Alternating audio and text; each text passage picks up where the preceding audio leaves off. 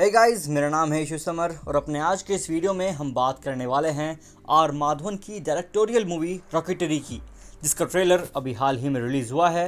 और इस ट्रेलर को देखने के बाद लोग फिल्म की स्टोरी जानने के लिए काफ़ी एक्साइटेड हैं। तो अपने फ्यूल टैंक में क्रायोजेनिक रॉकेट इंजन फुल करके और सब्सक्राइब वाला लाल बटन दबा के शुरू करते हैं आज की story. Film Rocketry Indian Space Research Organisation के former scientist aerospace engineer Nambi Narayan की बायोपिक है। नंबी नारायण की कहानी देश के हर नागरिक को जाननी चाहिए ताकि वो समझ सके कि कैसे एक निर्दोष देशभक्त को पॉलिटिकल कॉन्स्पिरेसी में फंसाकर देश का गद्दार साबित कर दिया जाता है। सबसे पहले अक्टूबर 1994 को मालदीव की एक महिला मरियम राशिदा को तिरुवनंतपुरम से गिरफ्तार किया गया। राशिदा को इसरो के स्वदेशी क्रायोजेनिक इंजन की ड्राइंग पाकिस्तान को बेचने के आरोप में गिरफ्तार किया गया था। इसके बाद केरल पुलिस ने साल 1994 में तिरुवनंतपुरम में इसरो के टॉप साइंटिस्ट और क्रायोजेनिक इंजन प्रोजेक्ट के डायरेक्टर नंबी नारायण समेत 2 अन्य वैज्ञानिकों डी शशि कुमारन और डिप्टी डायरेक्टर के चंद्रशेखर को अरेस्ट किया। इसके अलावा रशियन स्पेस एजेंसी के एक भारतीय प्रतिनिधि SK शर्मा, लेबर कॉन्ट्रैक्टर और राशिदा की दोस्त फौजिया हसन को भी गिरफ्तार किया गया था।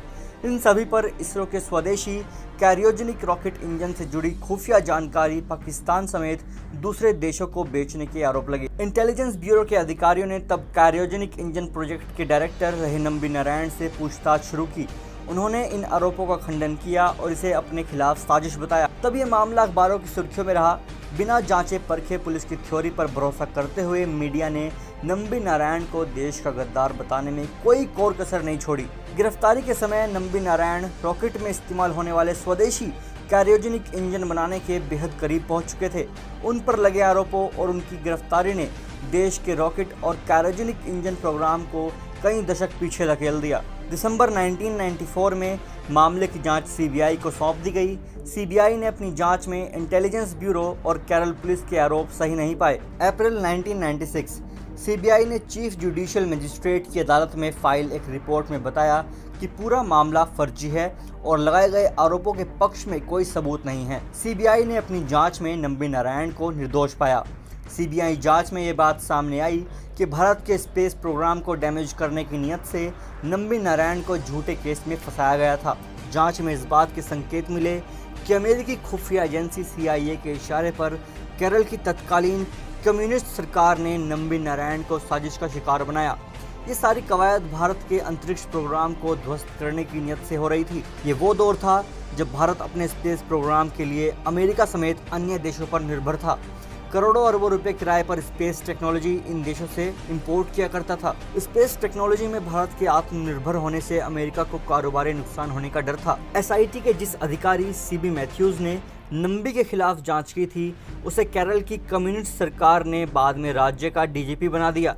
CBI जांच में CB मैथ्यूज के अलावा तब के SP KK जोशवा और S विजयन के भी साजिश में शामिल होने की बातें सामने आई। माना जाता है कि अमेरिकी खुफिया एजेंसी CIA ने इसके लिए केरल की तत्कालीन कम्युनिस्ट सरकार में शामिल बड़े नेताओं और अफसरों को मोटी रकम मुहैया कराई थी। असल में देश से गद्दारी नंबी नारायण नहीं, ये लोग कर रहे थे। मई 1996 कोर्ट ने CBI की रिपोर्ट को स्वीकार कर लिया और इस केस में गिरफ्तार सभी आरोपियों को रिहा कर दिया। मई 1998 इसके बाद केरल की तत्कालीन CPM सरकार ने मामले की फिर से जांच का आदेश दिया।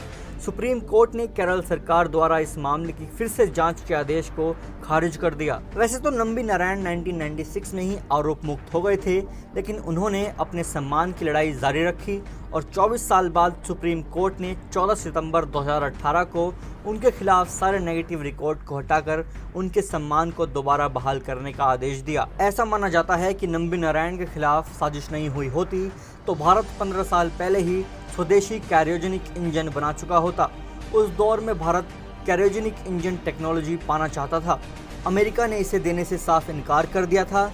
रूस से समझौता करने की कोशिश हुई, बातचीत अंतिम चरण में थी, लेकिन अमेरिका के दबाव में रूस मुकर गया। तब नंबी नारायण ने भारत सरकार को भरोसा दिलाया था कि वो अपनी टीम के साथ स्वदेशी क्रायोजेनिक इंजन बनाकर दिखाएंगे। वो अपने मिशन को सही दिशा में लेकर चल रहे थे, तभी अमेरिका के इशारे पर उनके खिलाफ साजिश की गई। नंबी नारायण ने अपने साथ हुई साजिश पर ready to fire, how India and I survived the ISRO spy case नाम से किताब भी लिखी है। साल 2019 में भाजपा सरकार ने उन्हें पद्म भूषण सम्मान से नवाजा। तो दोस्तों, ये थी फिल्म रॉकेटरी की कहानी। आपको ये कहानी कैसी लगी हमें कमेंट कर ज़रूर बताएं, और कोई भी सजेशन हो तो कमेंट करना बिल्कुल ना भूलें। वीडियो पसंद आए तो लाइक करें और ना पसंद आए तो डिसलाइक भी ज़रूर करें। मैं मिलता हूँ आपसे अपने अगले वीडियो में, तब तक के लिए कीप वॉचिंग।